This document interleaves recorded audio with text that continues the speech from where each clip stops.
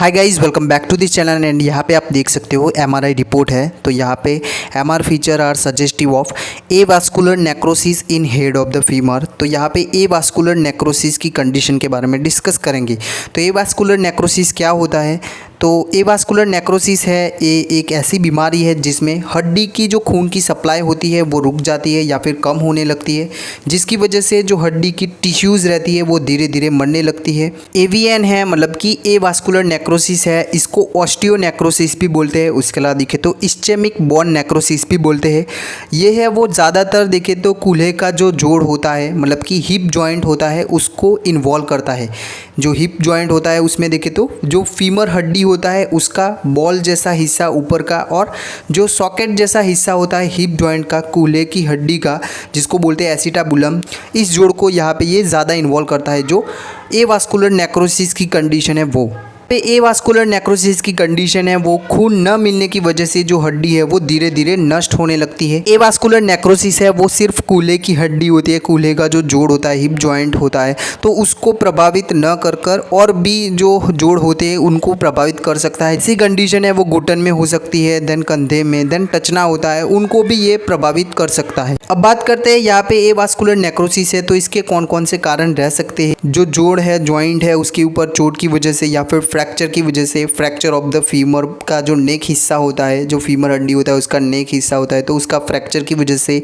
उसके अलावा देखें तो डिसलोकेशन ऑफ द हिप, जो कूल्हे का जो जोड़ होता है उसका डिसलोकेशन, उसका खिसक जाना। उसके अलावा देखें तो सर्जरी की वजह से, कैंसर की इलाज में जो अधिक रेडिएशन का प्रयोग करते हैं तो उसकी वजह से रह सकता है। देन कॉर्टिकोस्टेरॉइड है, जो स्टेरॉइड रहते हैं उनका उपयोग करने की वजह से, अल्कोहल की वजह से, सिकल सेल एनीमिया की कंडीशन है, खून की लाल कणें होती है वो ऐसे सिकल जैसी आकार की होती है, वो जो नॉर्मली खून की नलियाँ है उनको ब्लॉक कर देते हैं, तो इसकी वजह से भी यहाँ पे रह सकता है। उसके अलावा देखें तो आगे गोसाई जो रोग होता है जिसमें फैटी पदार्थ है वो इकट्ठा होता है, जो स्प्लीन है, लीवर है, हड्डी में, तो उसकी वजह से भी यहाँ पे ए वास्कुलर नेक्रोसिस रह सकता है। देन ज़्यादा धूम्रपान करने की वजह से भी ए वास्कुलर नेक्रोसिस बन सकता है। अब बात करते हैं इसके लक्षण के बारे में। तो प्रारंभिक अवस्था में जो ए वास्कुलर नेक्रोसिस का कंडीशन है उसमें लक्षण का पता नहीं चलता। कुछ स्थिति में क्या रहता है कि आपके जो कूल्हे का आसपास का एरिया है वहाँ पे दर्द जैसा महसूस होना, साथ ही मूवमेंट करने में परेशानी रहती है। लेकिन गंभीर स्थिति में क्या रहता है कि यहाँ पे तेज़ दर्द का सामना करना पड़ सकता है। उसके अलावा देखिए तो जॉइंट में दर्द होना, देन दर्द की वजह से चलने में और बैठने में परेशानी रहती है। दर्द बढ़ने पर हड्डी टूटने जैसा दर्द है वो महसूस होना। आगे यहाँ पे जोड़ों के अंदर अकड़ापन महसूस होना, जकड़ापन महसूस होना, देन लंगड़ाहट या फिर चाल में परिवर्तन होना, सीढ़ी चढ़ने में या फिर उतरने में समस्या रहती है। तो ये सभी लक्षण दिखने को मिल सकते हैं यहाँ पे जो एवीएन होता है, ए वास्कुलर नेक्रोसिस होता है, इसकी कंडीशन में। आगे यहाँ पे और भी ये जोड़ों को इन्वॉल्व करता है, तो उसकी वजह से क्या रहता है कि जोड़ है उसकी मूवमेंट करने में जो मरीज़ है वो कतराता है क्योंकि वहाँ पे दर्द होता है। बात करते हैं इस कंडीशन को कैसे पता करते हैं। तो इसमें पहले जो फिज़िकल एग्जामिनेशन है उसको करते हैं कि यहाँ पे जो जॉइंट होता है, जोड़ होता है, उसके अंदर टेंडरनेस है, वहाँ पे दबा के देखते हैं कि छूने पर दर्द होता है या फिर नहीं, तो ये सब भी रहता है। उसके अलावा देखें तो एक्सरे करवा सकते हैं। देन बोन स्कैन है, हड्डी का स्कैन है, उसको देख सकते हैं। आगे यहाँ पे एमआरआई करवा सकते हैं। यहाँ पे कुछ एमआरआई की रिपोर्ट्स है, तो उसमें पहले यहाँ पे लिखा है avascular necrosis in head of the femur on both side. तो यहाँ पे दोनों तरफ जो फीमर हड्डी होता है उसका ए वास्कुलर नेक्रोसिस का कंडीशन है, जिसमें देखें तो right greater than left, right side पे ज़्यादा है, विथ मैरो इडेमा। अभी मैरो क्या होता है? तो मैरो मतलब कि बोन मैरो, तो वो हड्डी के बीच का एक सॉफ्ट, एक मुलायम हिस्सा होता है जिससे यहाँ पे जो हमारी खून की कणिकाएँ होती है वो सभी बनती है। तो यहाँ पे बोन मैरो का भी इडेमा हुआ है, सूजन हुआ है। आगे यहाँ पे लिखा है mild bilateral hip joint infusion. अभी जॉइंट इन्फ्यूजन मतलब क्या? तो जॉइंट इन्फ्यूजन मतलब कि जोड़ों के अंदर प्रवाही का इकट्ठा होना, तो वो यहाँ पे आर्थराइटिस की कंडीशन है, जोड़ों की सूजन की कंडीशन की वजह से, या फिर किसी प्रकार का संक्रमण की वजह से, या फिर यहाँ पे किसी चोट की वजह से, इंजरी की वजह से वहाँ पे एक्यूमुलेट होता है। आगे यहाँ पे लिखा है Ficat stage 3 on right and stage 2 on left. अभी फाइकेट स्टेज क्या होता है? तो फाइकेट स्टेज एक प्रकार का क्लासिफिकेशन होता है आगे यहाँ पे दूसरा रिपोर्ट है, तो यहाँ पे लिखा है features are in keeping with avascular necrosis of both femoral head. तो दोनों तरफ का जो फीमोरल हेड है तो ये इन्वॉल्व है, यहाँ पे एवास्कुलर नेक्रोसिस का कंडीशन देखने को मिला है। आगे लिखा है Mitchell grade 4 and Ficat Arlet classification class 4। तो यहाँ पे ये दोनों क्लासिफिकेशंस होते हैं। यहाँ पे आगे की रिपोर्ट में हमने देखा फाइकेट क्लासिफिकेशंस था, तो यहाँ पे उसमें कितना एरिया इन्वॉल्व है और एमआरआई में और कितने सिम्टम यहाँ पे देखने को मिले हैं, लक्षण देखने को मिले हैं, उस हिसाब से उसके क्लासिफिकेशंस होते हैं। जिसमें देखें तो स्टेज 0 है जहाँ पे प्लेन रेडियोग्राफी करते हैं तो वो नॉर्मल होता है, एमआरआई है वो नॉर्मल होता है और क्लिनिकल सिम्टम्स है वो नील होते हैं, यहाँ पे कोई भी लक्षण नहीं देखने को मिलते।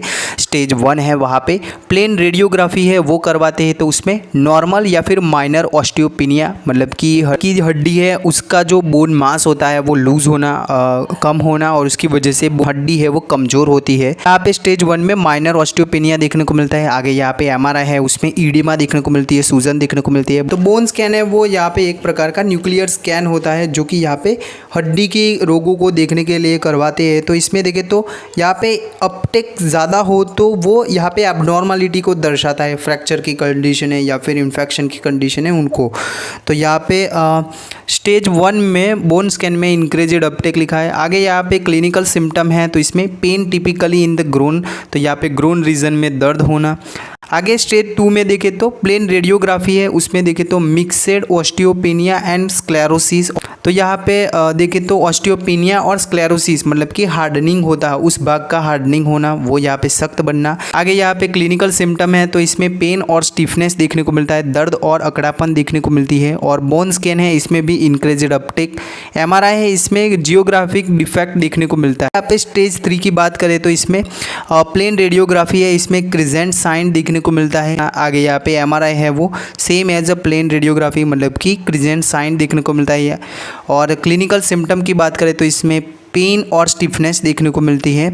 आगे यहाँ पे स्टेज 4 की बात करें तो इसमें जो प्लेन रेडियोग्राफी है इसमें and stage with evidence of the secondary degenerative change, वो जो है वो घिसने लगता है।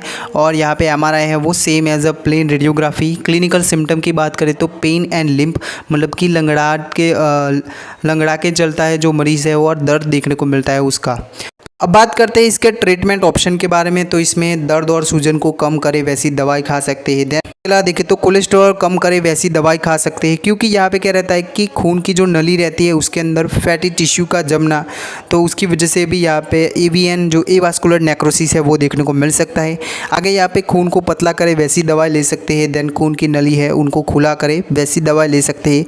सर्जरी की बात करें तो इसमें कोर डिकम्प्रेशन आता है, तो इसमें क्या रहता है कि हड्डी की अंदर की साइड है उसकी परत है उसको निकाल देना। उसके अलावा देखें तो बोन ग्राफ्ट करवा सकते हैं, दूसरी हड्डी का हिस्सा वहाँ पे लगवा सकते हैं। आगे यहाँ पे जॉइंट रिप्लेसमेंट मतलब कि पूरा जोड़ है उसको आर्टिफिशियली डाल सकते हैं, दूसरा डाल सकते हैं। तो ये सभी ट्रीटमेंट ऑप्शन रहते हैं यहाँ पे एवास्कुलर नेक्रोसिस की कंडीशन में।